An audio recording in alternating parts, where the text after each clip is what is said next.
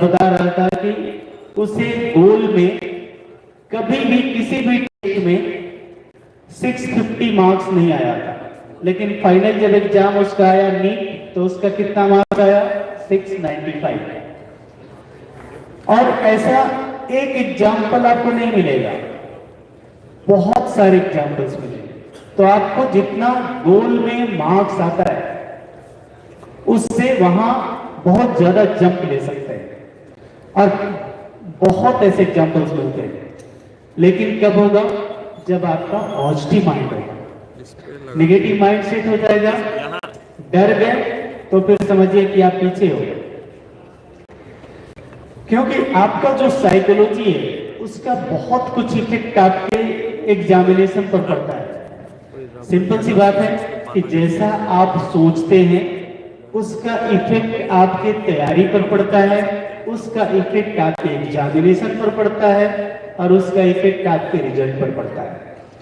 तो आपके सोचने का जो तरीका है वो आपके खास करके लास्ट के मंथ में बहुत ही पॉजिटिव और अच्छा होना चाहिए। इसलिए लास्ट का जो 1 मंथ का टाइम पीरियड है इसे सिस्टमेटिकली आपको यूज करना बहुत जरूरी होता है।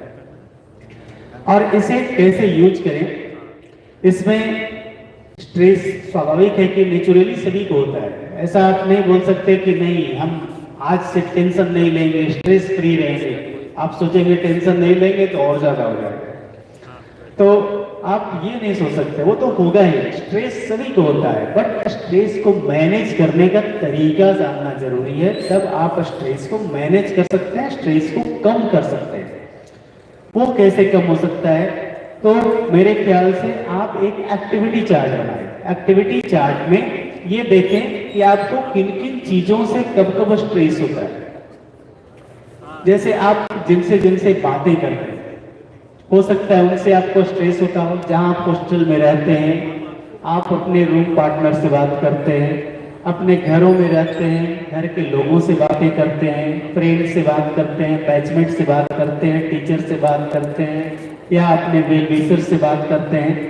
किनसे कांटेक्ट में रहते हैं, किनसे बातें करने पर आपका माइंड पॉजिटिव होता है और किनसे बातें करने पर नेगेटिव होता है, उसका एक चार्ट बनाएं।